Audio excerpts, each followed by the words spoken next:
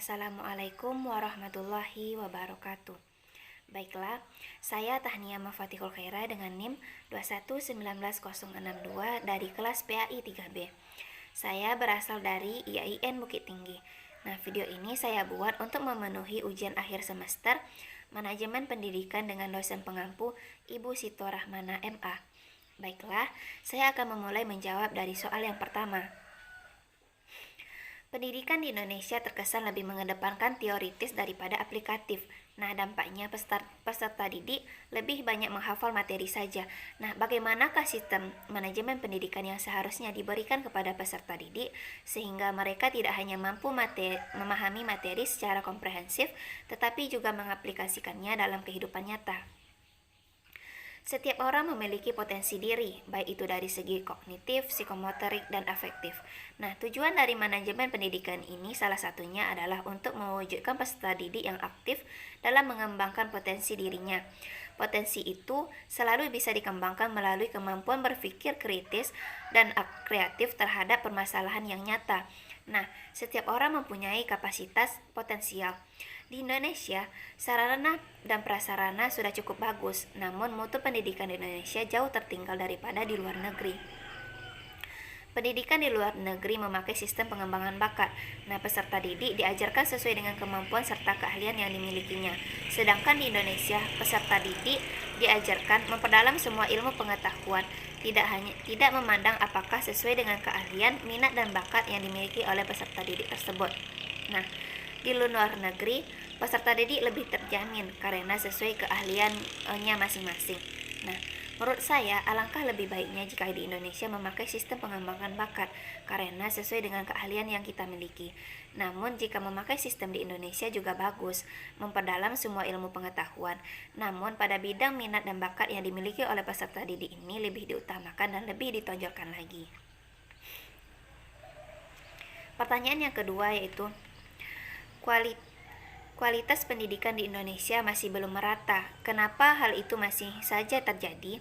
Nah, ketidakmerataan pendidikan di Indonesia ini menjadi kendala dan tanggung jawab dari pemerintah karena kurangnya perhatian dari pemerintah terhadap kondisi pendidikan di Indonesia. Pendidikan di Indonesia sebagian besar sudah bagus, namun ada beberapa daerah-daerah tertentu seperti daerah terpencil yang kurangnya kualitas pendidikan. Nah, salah satu penyebabnya yaitu karena kurangnya tenaga pendidik yang profesional. Nah, untuk itu perlu ditingkatkannya kualitas dan kuantitas guru. Pemerintah juga diharapkan sering memantau daerah-daerah terpencil yang belum mendapatkan pendidikan yang semestinya, dan juga dengan memperbaiki kurikulum pendidikan. Yang ketiga, yaitu bagaimana hubungan lembaga pendidikan dengan masyarakat, sehingga pendidikan di Indonesia berperan penting dalam menghasilkan sumber daya manusia yang berkualitas terhadap pembangunan dan kemajuan bangsa. Masyarakat berperan dalam membina dan mengembangkan pertumbuhan pribadi seseorang. Nah, sekolah juga berperan dalam memberikan informasi kepada masyarakat tentang tujuan, program, dan kebutuhan dari lembaga tersebut. Nah, masyarakat memiliki keunggulan dalam mengembangkan potensi diri untuk ikut berpartisipasi dalam kehidupan yang bersifat kompetitif maupun kooperatif, dan solidaritas sosial. Dengan demikian, pembangunan sumber daya manusia bidang pendidikan adalah suatu upaya dalam meningkatkan kualitas sistem yang unggul. Salah satu upaya untuk mengaktualisasikannya potensi tersebut adalah melalui kerjasama. Nah, kerjasama ini sangat penting di era globalisasi. Karena itu diperlukan kerjasama dan hubungan yang harmonis antara lembaga pendidikan dengan masyarakat untuk menghasilkan sumber daya manusia yang berkualitas. Nah, contoh dari kerjasama ini salah satunya yaitu membantu dalam sarana yang tersedia di masyarakat untuk keperluan sekolah, misalnya memanfaatkan alam sekitar untuk media pembelajaran seperti sawah, perkebunan, dan hutan. Soal yang keempat yaitu pengaruh kepemimpinan dapat memperkuat proses manajemen pendidikan. Nah, hal itu tidak terlepas dari visi dan misi yang disusun dan dilaksanakan dengan baik.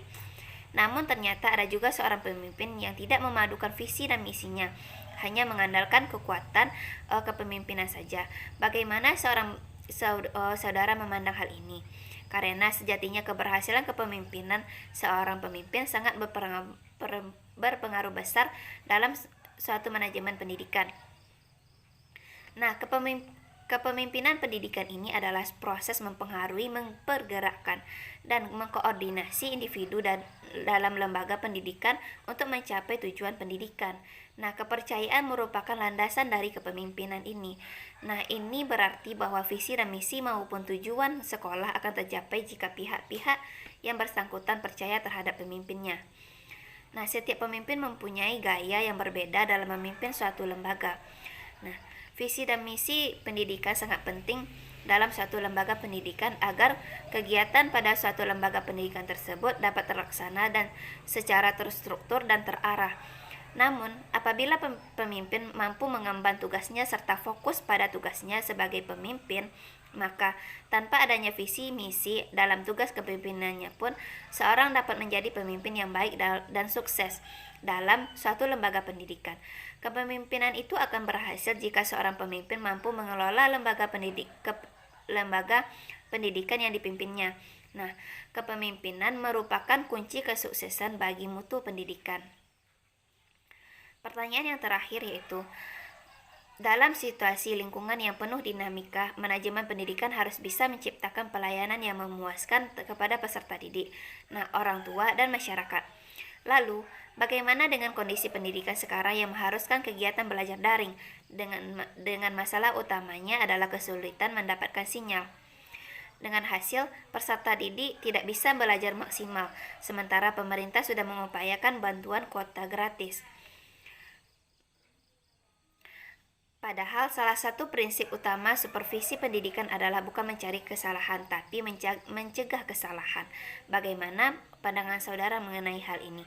Sehingga pada saat yang bersamaan dengan kondisi pandemi ini, pendidikan masih bisa bersaing secara efektif dalam konteks lokal, nasional maupun global. Nah, pemerintah harus memberikan kebijakan dengan membuka layanan gratis aplikasi daring yang bekerja sama dengan profit internet dan aplikasi untuk membantu proses pembelajaran daring. Pembelajaran daring ini memang tidak seefektif kegiatan pembelajaran konvensional. Guru harus membuat model dan strategi pembelajaran yang sesuai dengan memanfaatkan media daring yang efektif, mudah diakses dan mudah dipahami. Nah, guru harus mampu merancang dan mendesain pembelajaran daring yang ringan dan efektif. Aplikasi yang digunakan harus dipertimbangkan sesuai dengan kebutuhan guru dan siswa. Juga disesuaikan terhadap materi, keterbatasan, dan jaringan. Nah, misalnya, tidak efektifnya jika guru mengajar dengan menggunakan aplikasi Zoom Meeting karena jaringan sinyal di wilayah siswa tersebut terkadang tidaklah bagus. Dan dengan adanya kerjasama antara guru, siswa, dan orang tua siswa dan pihak sekolah juga menjadi salah satu faktor agar pembelajaran daring ini efektif dilaksanakan. Nah, agar dapat bersaing baik di tingkat lokal, nasional maupun global, sebagai seorang yang terdidik, maka dapat berinovasi dalam metode pendidikan yang sesuai dengan kondisi saat ini, dengan melihat rujukan pada lembaga-lembaga pendidikan yang memiliki metode pembelajaran yang bagus, baik di dalam negeri maupun di luar negeri. Nah, baiklah, itulah hasil ujian manajemen pendidikan Saya Tahnia Mafatihul Khaira dengan NIM 2119062 mengucapkan mohon maaf atas kesalahan. Assalamualaikum warahmatullahi wabarakatuh.